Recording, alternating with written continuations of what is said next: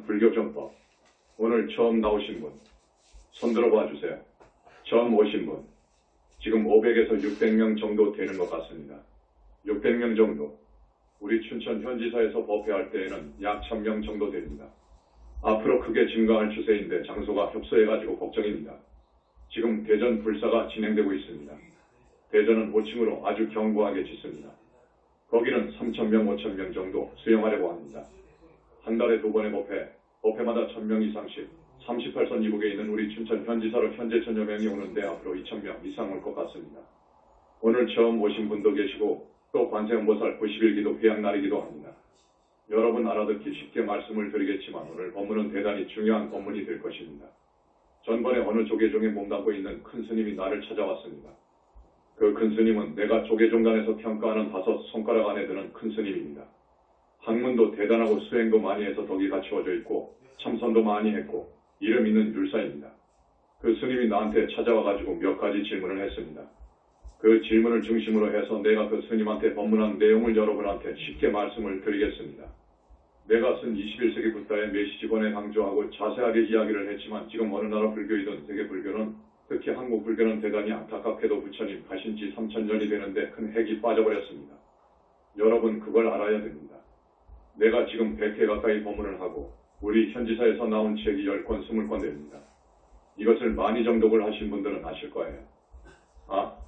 지금 큰 스님께서 무슨 말씀을 하시겠구나 하는 것을 아십니다. 너무도 중대한 말이기 때문에 다시 해드립니다. 지금의 불교는 대단히 중대한 핵이 빠져버렸습니다. 핵이 빠졌어요. 그걸 알아야 돼요. 여러분 3, 4년 동안 스님의 법문을 많이 들었으니까 아마 대답하실 분이 있을 것입니다. 2가지 부분에 있어서 큰 핵이 빠졌습니다. 첫째, 부처님에 대한 부분이 빠졌습니다. 여러분 3000년 이후로 오다가 이 핵이 빠져버렸어요. 그래서 오늘날 불교는 반조각 불교입니다. 사실입니다. 내가 그 스님한테 말한 거예요. 반조각 불교가 되어버렸어. 우리 현지사는 망가진 불법을 재정비하고 있습니다. 스님 말씀 이해하시겠습니까? 둘째, 지금 불교는 윤회에 대한 믿음이 없습니다. 스님이 이 법좌에서 솔직하게 신랄하게 지적합니다. 윤회에 대한 믿음이 없습니다. 더 깊이 말하면 인간 영혼의 실체에 대한 부분이 빠져버렸습니다. 지금 불교가 인간 영혼의 실체에 대한 그 부분이 빠져버렸습니다. 대단히 큰 문제입니다. 그래서 반조각 불교가 되었습니다. 반조각 불교 가지고는 중생을 건질 수가 없습니다. 반조각 불교 가지고는 스님들이 윤회를 벗어나기 어렵습니다. 그 스님이 곧 나한테 질문을 했습니다. 한국 불교의 전망은 어떻게 보십니까? 하는 것을 물었습니다. 나는 슬프게도 당신한테 대답을 하겠지만 나는 부정적으로 본다. 이 2가지 중요한 핵이 빠져버렸기 때문에 반조각 불교 가지고는 교역자 스님들도 생사윤회에서 해탈하기도 어렵고 그들을 따르는 신도분들도 사막도에서 벗어나기 어려울 것이다. 더구나 앞으로는 화두터파 하시는 분들도 거의 없을 것이다. 그래도 화두터파 정도라도 해야 큰 스님이라고 하는데 그런 큰 스님이 하나 둘씩 나와야 정단을 이끌고 교단을 이끌 수 있는 것인데 그런 거룩한 스님이 없다고 하면 나오지 않는다고 하면 한국 불교뿐만 아니라 이 세계 불교의 전망 미래는 없다. 앞으로는 화두터파 하시는 분들 거의 나오기 어려울 것이다. 첫 번째, 지금 부처님에 대한 중대한 부분에 핵이 빠졌습니다.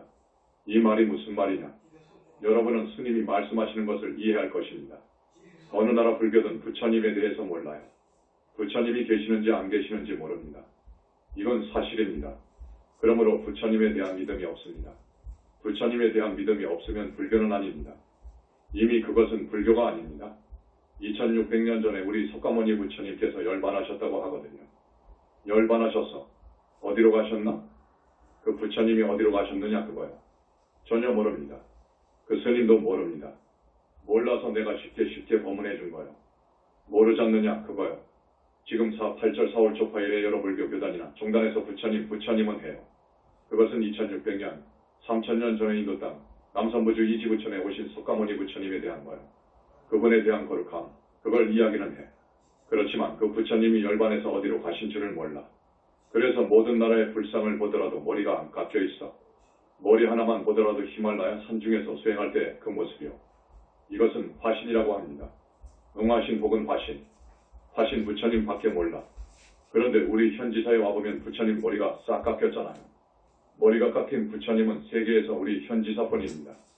부처님이 된다 하는 말은 물건을 칭한다고 그래요. 불과를 증해서 많은 중생을 교화하다가 갈 시간이 되면 명이 되면 마십니다.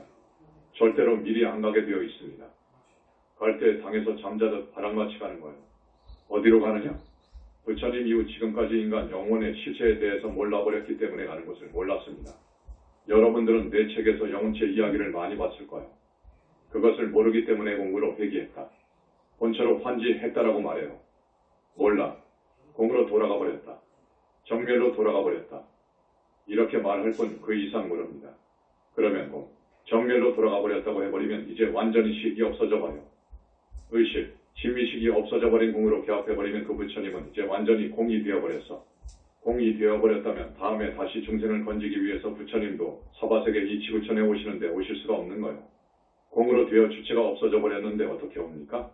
모르시지. 그러나 가끔 온단 말이에요. 오시는 것을 보면 아까 그 대답은 틀렸다고 봐야지. 그 말은 아닌 거예요. 그러니까 공부로 회귀했다. 한지권처했다. 정멸로 들어가 버렸다. 이 대답은 맞지 않는 거예요. 이제 화두 터파해가지고 보살이 되어가지고 보살이 다시 무량겁 동안의 바람일 수행을 해가지고 불과를 이루어서 보니까 불과를 이룬 분들이 무아 속 절대세계에 다 계시더라 그거예요. 이것을 현지사에서 발견했습니다. 무아 속 절대세계에 여여 계시더라. 그런데 얼굴이나 몸이나 모든 것은 이 인간 세상에서의 최고 미남인 미스터 유니버스, 최고의 미녀인 미스 유니버스 같은 사람하고는 비교할 수가 없더라. 여러분도 다 예쁘지만 하늘만 가도 하늘 사람은 여러분보다도 훨씬 예쁩니다. 하늘도 54품이 있다는 것을 현 지사에서 발견했습니다. 올라갈수록 거룩해. 하늘에서 하늘이라고 하는 성중하늘, 이것은 우리 현 지사에서 이야기하는 하늘입니다. 지뢰불교에서는 성중하늘이라고 하는 개념이 없습니다. 뭐라고 하느냐? 새끼, 무새끼 하늘 이렇게 이야기합니다. 새끼 하늘, 무새끼 하늘 이렇게 이야기하지 성중하늘이라고 하지 않습니다. 그 표현은 절반 정도는 맞더라 그거지. 바른 표현은 성중하늘이 맞더라. 성중하늘도 27품이 있더라. 거기를 벗어나면 윤회를 벗어나는 해탈신을 얻는 생사전생 윤회전생을 마음대로 할 수 있는 아라한이 되더라. 윤회를 벗어나 버린 아라한 하늘이 있더라. 아라한 하늘에서도 더 공부를 많이 하고 공덕을 더 많이 쌓고 하면 그 위에 하늘이 있다. 그 하늘에서도 더 들어가면 소방정토공락세계가 있더라. 우리 부처님은 소방정토공락세계에서도 더 높은 하늘, 약사궁이라고 합니다. 약사 부처님이 계시는 정토 정유리세계 정토도 27품이 있더라. 그것을 넘어가니까 무아 속 절대세계라고 하는 부처님 세계가 있더라. 그 올라갈수록 얼굴도 장엄하고 예쁘고 더 청정하고 더 밝고 더 맑고 언설로 표현할 수 없을 정도입니다. 이것을 30 이상 80정호라고 그래. 30 이상 80정호를 갖춘 부처님들이 무아 속 절대세계에 모두 다 계시더라. 우리 석가모니 부처님께서는 아유타하고 아승직업 전에 법화경을 보면 상상할 수 없는 무량겁 전에 불과를 이루셨는데 무아 속 절대세계에 계시는 우리 부처님은 그 많은 세월이 흘렀음에도 얼굴 피부가 여기 남선부지로 보면 10대, 그 생김새 눈 기품으로 봐서 50대 후반 정도의 거룩하고 무게있고 인격이 완전히 다듬어진 아주 젊음은 20대이고 모습으로 계시더라. 미래제가 다 하도록 항상 그렇게 계신다. 왜냐? 거기는 완전히 무량광, 빛의 세계이기 때문에 이 몸뚱이는 무량광으로 이루어져 있습니다. 무량광 업정광이라고 하는 법화경이나 화엄경에서는 무량광을 달리 표현한다고 했죠. 나일타하고도 천억가지의 빛깔, 천억가지의 빛깔의 광명, 이런 식으로 표현을 했는데 그 말이 업정광명이라 그 말이에요. 빛이 억이나 돼. 7색깔의 무지개색도 아니고 5색깔이 아니요. 저기 태화를 잘 그리는 화공들 있죠. 그들에게 부처님 후광은 몇 가지 색이냐라고 물으면 아마 5가지요 라고 대답할 거예요. 지금 5가지 색으로 나오지요. 이건 아니요. 5가지 색이 아니라 업종으로 되어 있다. 그 말이요. 업종의 빛으로 되어 있단 말이에요. 그래서 업종광명이라 하는 거예요. 그런데 서로 다른 5가지 색깔이 100가지 종류나 된다 그래요. 무량광이라는 것이 그런 희유한 빛이요. 몸이 그런 희유한 빛으로 이루어져 있더라. 그 말이요. 얼굴은 그렇게 잘생겼더라. 능력은 어떠하냐? 능력은 필설로 다 그릴 수가 없어. 그래서 나는 우주적인 능력을 부여하신다 이런 말을 하지요. 여러분, 자연의 힘, 자연의 위력이 얼마나 무섭습니까? 그런 자연을 포용한 우주의 힘을 지니고 계시더라 그거요. 부처님은 우주적인 힘을 지니고 계시더라 그거요. 내가 우주적이라는 말을 많이 쓰는데 지금까지 우주적인 부처님의 소식이 쏙 빠져버렸어. 스님들조차도 부처님이 계시는지 안 계시는지도 몰라. 나를 찾아온 그 큰 스님한테 내가 물어보니까 대답을 못해. 내가 그걸 다 아는데 뭐. 대답 못해. 그러면서 자비와 지혜와 복덕이 완전히 갖추어져 있더라. 참 기막힐 일이지요. 이런 부처님의 존재를 지금까지 몰랐습니다. 경전에 특히 법화경이나 화엄경에 부처님의 경지를 많이 설명해 놓았지만 그걸 봐가지고는 모릅니다. 그래서 현지사에서는 많은 부분을 내 책에다가 이야기를 하고 그랬죠. 그러니까 부처님이 얼마만큼 거룩한지, 어떻게 해서 부처님이 되었는지 그 과정을 들어보면 눈물 없이는 들을 수가 없어. 너무너무도 고생을 하시고 갔고 수행을 했어. 중생을 위해서 내 몸을 던진 적이 한두 번이 아니야. 그러한 전생다, 본생경이라고 하지요. 본생경을 보면 많은 부처님이 부처님 될 때까지 어떨 때에는 사슴으로도 오고 말로도 오고 개로도 오고 한 그 기록을 해놓은 거예요. 그렇게 해서 부처님이 된 거예요. 그런데 그 부처님에 대한 믿음, 부처님에 대한 부분이 쏙 빠져버린 현재의 불교, 그래서 나는 망가진 불법이라고 합니다. 망가진 불법을 현지궁에서는 재정비한다. 재정비, 복원해야 되겠어. 그래야 이제 완전한 정법이 되고 완전한 불법이 되어요. 이 두 부분, 이 핵이 빠져버렸기 때문에 불자들은 수행하는 수행승들을 포함해서 계획이 없어. 참 불행한 일이지요. 적당하게 살아. 이 부분에 대해서는 내가 부연 설명을 하지 않겠습니다. 여러분이 나보다 더 잘 알 거예요. 수행승에게 율이 없어. 수행승에게는 율이 생명이요. 율 중에서도 음계가 생명이요. 그 다음에 사생계가 생명이요. 쭉 몇 배까지 나가죠. 우리 백발참회는 항상 그걸 가지고 참여하십시오. 율이 없으면 수행승은 이미 수행승이 아닙니다. 그래서 바라이라고 하는 거예요. 바라이라는 것은 목을 벤다, 단도한다 그거예요. 사람 목을 베어버리면 죽어버리지. 수행승들은 음계를 파하면 그건 이미 수행승이 아니다. 그러면서 지엄하신 우리 부처님께서는 견성을 했다 하더라도 화두토카를 했다 하더라도 더 나아가서 아라한이 되었다 하더라도 율을 한 번이라도 파하면 지옥행이다 라고 말씀하십니다. 이렇게 무서운 거예요. 그러니까 이정법에서는 진정한 불교에서는 율을 대단히 숭상합니다. 우리 수행승들에게는 이 율이 생명입니다. 우리 현지사 보세요. 춘천을 가보면 얼마나 청정합니까? 스님들이 우유 요크로 듣고라 안 먹습니다. 안 먹어. 그렇게 수행하는 것은 아마 지구촌 어디를 가봐도 드물 거예요. 그 다음 두 가지 큰 핵에 대해서는 스님이 가끔 이야기를 하기로 하고 지금 우리 현지사에서 많은 것을 발견해서 부처님 이후로 처음 세상에 내놨습니다. 여러분들에게 쉬운 말로 이해하기 쉽게 말씀해 드리겠습니다. 역사 이후 지금까지 지식인들을 포함해서 많은 사람들이 귀신이 있다 없다를 논쟁합니다. 그렇지요?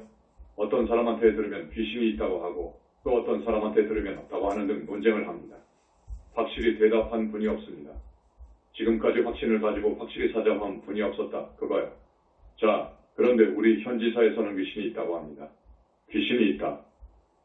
귀신이라는 것이 무엇이냐? 우리가 명이 다해서 이 몸뚱이를 먹고 나갈 때 죽을 때 완전히 끝나버리는 것이 아니고 서양 사람, 기독교인 등 누구나 죽으면 이 몸속에서 한평생 사는 놈이 나와요. 한평생 주인이 되어가지고 사는 놈이 있어. 그것이 빠져버리면 송장이 되어버리는데 눈이 달렸어도 못 봐. 어디 봅니까? 귀가 달렸어도 못 들어. 문제는 이 몸속에서 한평생 주인이 되어서 사는 생명체, 이게 나와버리면 이 몸뚱이는 불에 넣어도 물속에 넣어도 몰라. 이 나오는 놈, 이놈이 우리 생명체여요. 이것을 영혼체라고 그래. 나는 줄여서 영체라고 처음 말했습니다. 영혼체가 있어. 그것을 발견했어.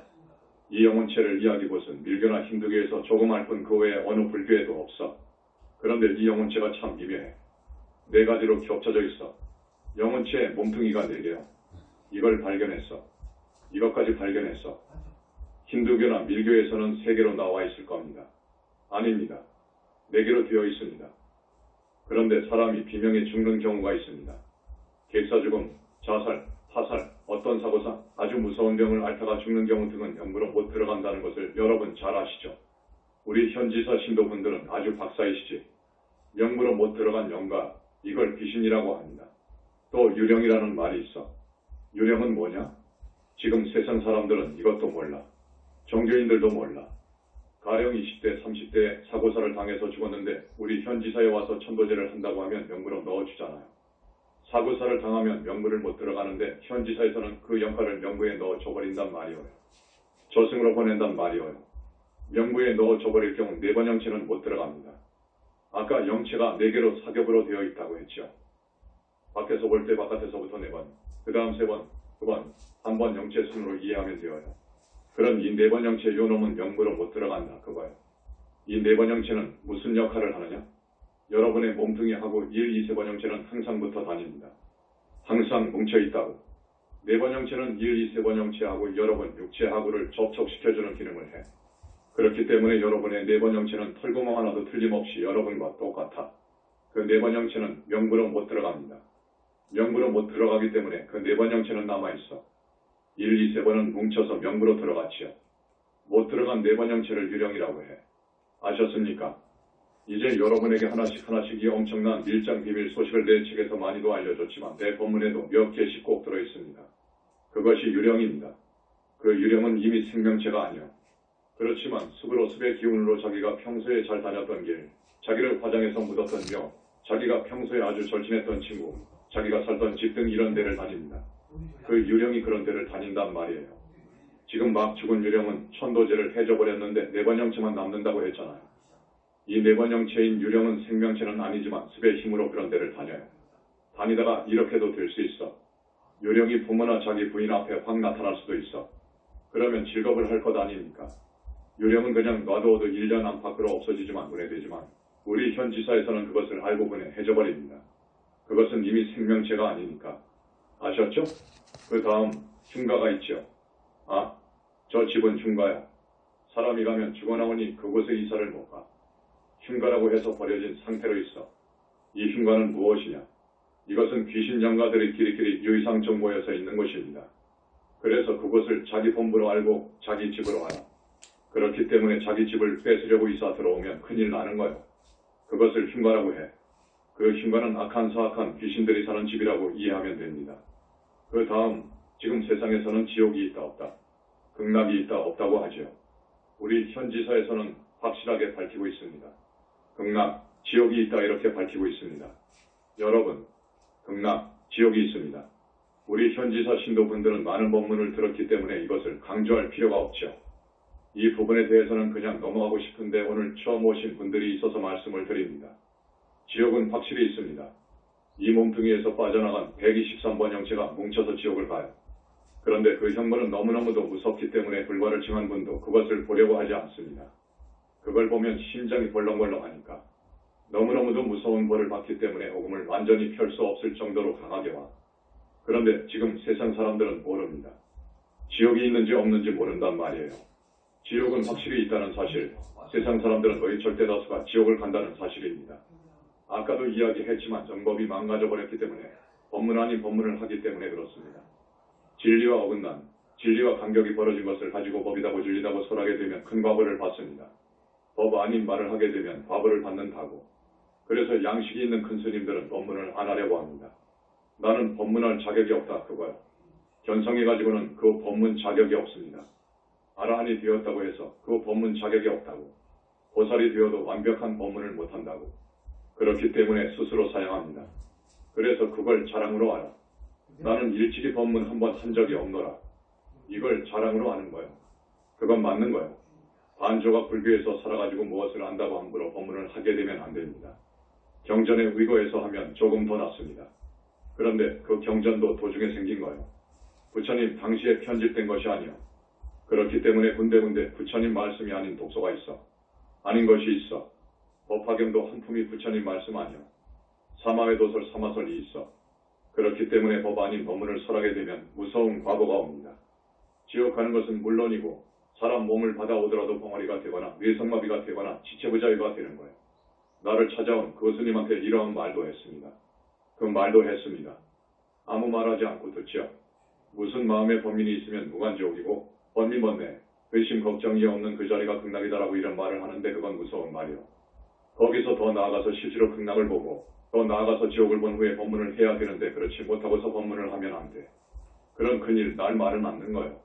그 다음 기독교나 천주교에서 교역자들이 우리 불교를 갖다가 헐뜯는 말 중에 하나가 사람이 죽어서 짐승도 되고 사람이 죽어서 저 지옥을 가고 저 지옥에서 또 짐승도 된다고 아주 웃으면서 박장대소 하면서 이야기를 해. 이건 무슨 말이냐? 이건 큰일 날 대망어예요. 이것은 불법법을 능멸하는 말이요. 짐승도 돼. 여러분 지옥 안 가고 짐승 세계에 안 떨어져야 돼. 그러려면 반조각 불교 갖고는 안 돼. 반조각 불교 갖고는 교화할 수가 없어. 진정한 정범 문증으로 와야 돼. 우리 신도분들 지금 세계 인구가 67억이라고 합니다. 세계 인구가 67억인데 정말로 천명남짓되는 우리 현지사 신도 그분 찾아온 조계종 큰스님이 현지사 신도가 얼마나 됩니까 그러더라고. 그래서 지난달에 청정법신비로자나 부처님을 모신 대적광전 낙성을 했는데 전국에서 만여 명이 왔더라. 버스 관광차가 200대가 더 돼. 제주도에서 비행기를 전세를 해서 200여 명이 왔어. 전국 어느 사찰에 이런 인기 폭발하는 절이 있느냐 그거요. 한 달에 2번 법문을 해. 여기 현지사가 38선 이부고죠. 이 오지에 1000여 명이 온다는 것을 어떻게 생각하오라고 하니까 입이 벌어져버려. 입이 벌어지지. 서울의 능인선원, 저기 일선 어느 조계사 등에서 법문한다고 해도 500명, 1000명 안 박혀. 거기는 갈 수가 있어. 거기는 그저 걸어서도 가. 그런데 우리 현지사 법문 때 부산에서도 버스가 몇 차 오잖아요. 오려면 1시 2시에 일어나야 돼. 이거 보통 일이 아니여. 6시간을 타야 돼. 법문 듣고 행사를 마치려면 2에서 3시간 걸리지 않습니까? 또 6시간을 내려가고 15시간은 법의해야 돼. 이거 보통 문제가 아니여. 그래도 봐. 윤회도 사실이다 하는 것을 강조했죠. 그리고 또 묻더구만. 이 시대에 오신 큰 스님의 역할은 무엇입니까? 하고 묻더라고. 이 말 아시겠습니까? 이 시대에 오신 큰 스님 역할은 무엇입니까? 잘 물었다고 했어. 지금 큰 핵이 빠졌단 말도 했죠. 그래서 이 망가진 불법을 재정비하기 위해서 왔다 하는 것을 대전제로 했죠. 그 다음 이 정법의 교단이 천년만년 내려가야 되겠다. 그래야 많은 중생을 건질 수 있어. 지금까지 불교로는 악도에서 건져주지도 못해. 참 대단히 죄송하지요. 죄송하지만 내가 법자니까 이런 말을 합니다. 우리 절에 많이 왔으면 좋겠습니다. 더 말하기가 그렇습니다. 지금 불교 갖고는 안 돼요. 지금 불교 갖고는 앞으로 성직자도 파도타파하기가 어려워. 파도타파도 어렵다고 했어. 파도타파에서 보림을 잘하되 공기를 지켜야 되고 중기를 지키고 부타임으로 가야 나에 대한 착이 떨어진다. 그래야 알아하니라. 이제 비로소 거기가 알아하니라. 그런데 견성하는 사람도 참 드물 것이다.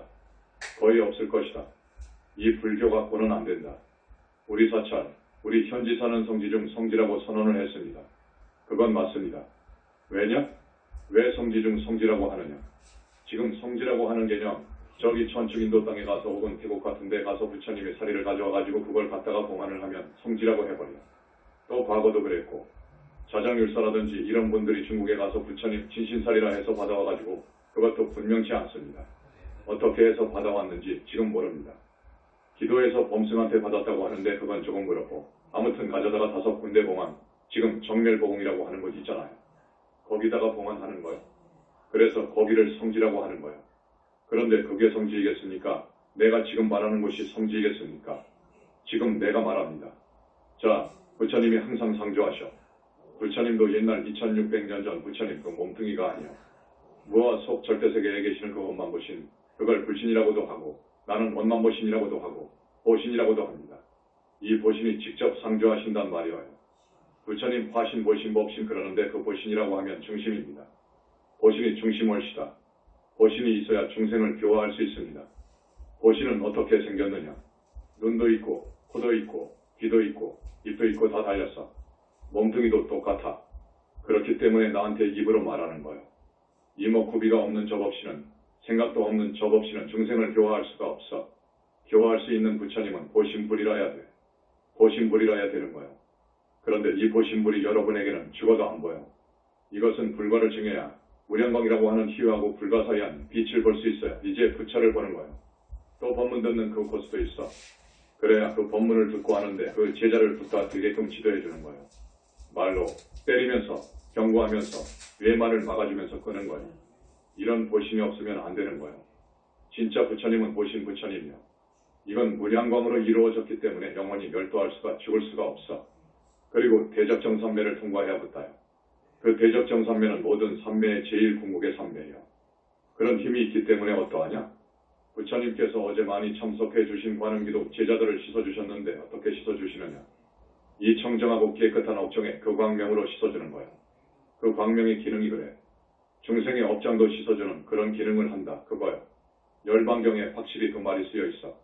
지금 세상 사람들, 스님들도 그 말이 무슨 말인지 몰라. 그래서 그러한 빛을 쏘아주면 어떤 여인 신도분은 아주 무서운 영과 죽어도 안 떨어지는 영가가 붙어 있었는데 어제 그걸 떼어준 거예요.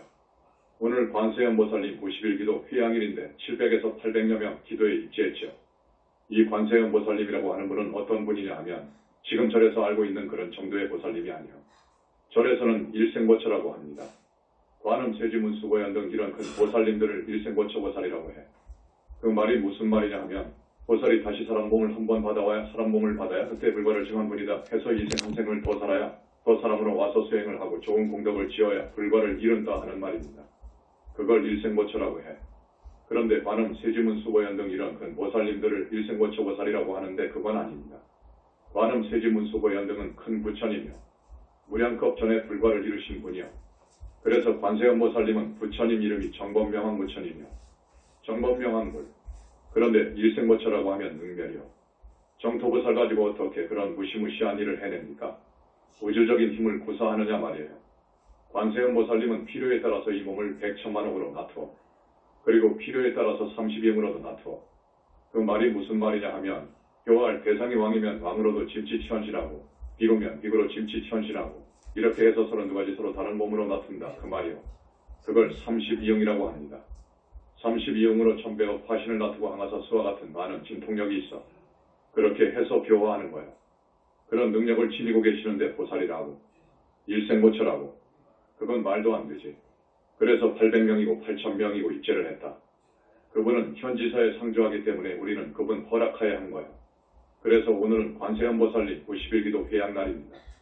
지금 우리 현지사에서는 청정법신비로자나 부처님 100일 기도를 하고 있습니다.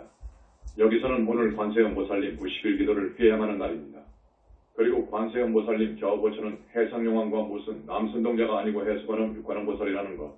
해수관음 육관음보살님은 어떻게 생겼느냐 하는 것도 내 책 21세기 부다의 메시지본에 다 밝혔습니다. 그 다음 지장보살은 어떤 분이냐. 지금 불교계에서는 지장보살을 어떻게 보느냐. 보살, 십지보살로 봅니다. 불과를 증하지 못했다고 봅니다. 그런데 이미 내가 21세기 부다의 메시지본에서 설명을 했습니다. 아니다. 지장보살님은 빵빵한 부처님이더라. 무량겁 전에 불과를 증하신 분이더라. 관세음보살님과 지장보살님은 우리 세존, 우리 부처님으로부터 가장 사랑을 받는 부처님이시더라. 다만 이능시에 수행 당시에 세운 소원이 있었다. 그건 뭐냐? 지옥 중생이 한 사람이라도 남아있는 한 내가 성불을 미를 않을 것이다는 소원을 세웠지만 그건 소원이고 이미 무수겁 전에 불과를 증하신 어른이더라. 이것을 설명했습니다. 우리 현지사에서는 대단히 많은 것을 발견했죠. 대단히 많은 것을 발견했는데 이러한 소식을 띄워주면서 법문을 하니까 3년 전 나의 TV 법문을 신랄하게 막 비판한 사람들이 있어. 그러니까 반조가 불교에서 비판해. 생전 들어보지도 못한 말을 하거든. 그러니까 저건 법도 아니다. 진리도 아니다 그거야. 사실이 아니다고 했습니다. 뭐 묻은 개가 뭐 묻은 개를 뭐 한다는 말이 있습니다. 자, 두 눈을 가진 두 눈이 달린 원숭이가 사람들 틈에 끼어가지고 배를 타고 항해를 했습니다. 무슨 목적이 있어서 배를 타고 어디 먼 데를 항해 중이었어.